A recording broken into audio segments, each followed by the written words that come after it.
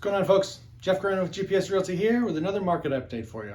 This is for May of 2022, and I apologize about the video or sound quality. My computer is screwing me right now, so I'm shooting this on my phone. Now, take a second and think about what you know about the real estate market. What is it that you believe about the market? Do you think we're in a bubble? Are the people that you're following starting to tell you that you should be scared? You know I'm a data guy, and I'm here to tell you that the underpinnings of the real estate market are far more stable than they were back in 2008. Now let's talk about recession. At this point, a recession seems like it's pretty much going to happen. The thing is that there are various different sectors across the country. There's commodities, there's financial services, and there's real estate. People are hearing the word recession and immediately going back to 2008, 2010 and losing their mind. Things are very, very stable right now, and I'm about to show you why. Now I know what you're thinking. Oh yeah, if they're so stable, why are interest rates spiking, Jeff?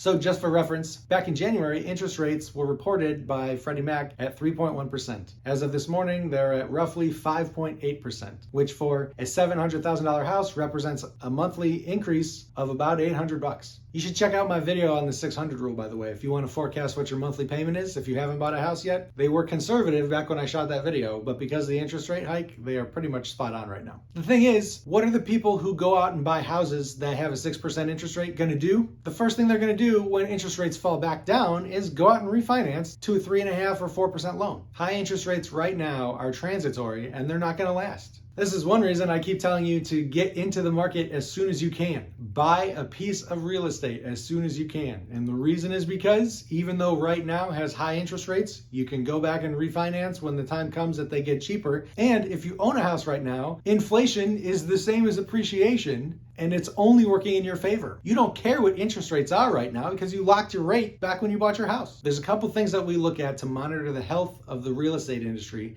especially back since 2008, 2010. One of them is how many loans are in forbearance. Forbearance is the thing that happens before foreclosure. Forbearance is a homeowner who says, I think I'm about to have problems making my payments. I'm going to go to my lender and see if we can work something out. And what they'll do is the lender will alter the terms of the loan, or they'll make your monthly payments in such a way that you could still make payments on time without being in default. Don't forget, your lender wants to work with you because it's a pain in the ass if they have to go and foreclose on you. Nobody wants that. So right now, there are 700,000 loans in forbearance. That's just 1% of the number of loans in the country right now. There's roughly 70 million loans in the country right now. 700,000 of them are in forbearance. Let's take a closer look at what happens after they leave forbearance. So take a look at this slide. Are most of the people who get into forbearance being foreclosed on and having their houses repossessed?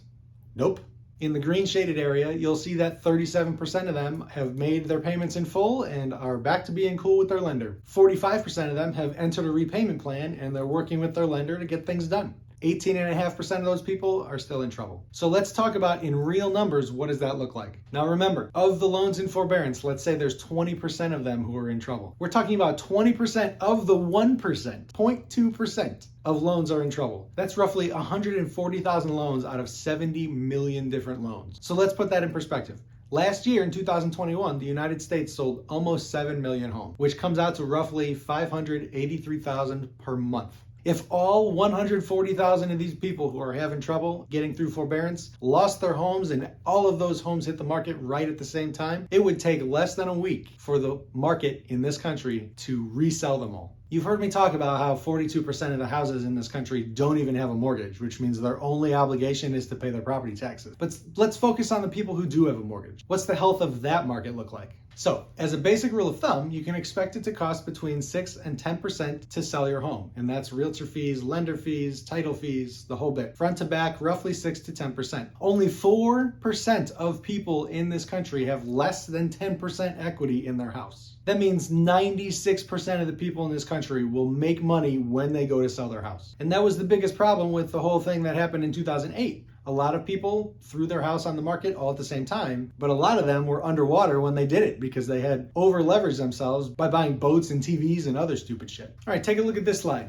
This is a slide that depicts the lending standards versus the risk, okay? The product risk that you see here, that's the risk that the lender takes when they issue a loan. How risky is that loan? Subprime means people that had low credit scores, and what they call ninja loans, no income, no job, Those people, they were just giving loans to anybody with a pulse and a cell phone. Risk to the lender was very high at that point. You'll see on the graph in 2008, product risk fell precipitously, but since 2012, 2013, product risk has basically been eliminated. Even mortgage risk to the borrower is lower because everybody has good ratios now. People who went out and got loans actually had to qualify for them.